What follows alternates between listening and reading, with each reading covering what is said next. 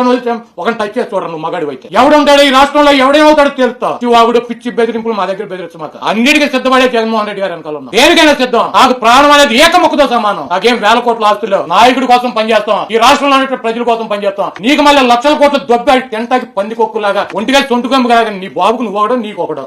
మీరేంటారు మమ్మల్ని బెదిరించేది? టచ్ చేసి చూడండి నా కొడకలారు. ఎవడు టచ్ చేస్తాడు? నీ అధికారం వచ్చేలేదు. టచ్ చేయలేదు. నువ్వు వస్తే చెయ్యి టచ్ చేసి చూడు. నన్ను చేస్తావు, వంశీని చేస్తావు, ద్వారంపూడిని చేస్తావు, అంబటి రాంబాబుని చేస్తావు, జగన్మోహన్ రెడ్డి గారిని చేస్తావు, ఎవరిని చేస్తావు చేయరా. ఒక్కడిని టచ్ చేసి చూడండి. పద్దాగా వచ్చి వదిలిపెట్టండి. ఏం చేస్తావురా? ఒక్కడిని టచ్ చేయి. నీకు దమ్ముంటే నువ్వు మగాడే టచ్ చేసి చూడరు ఒకడిని.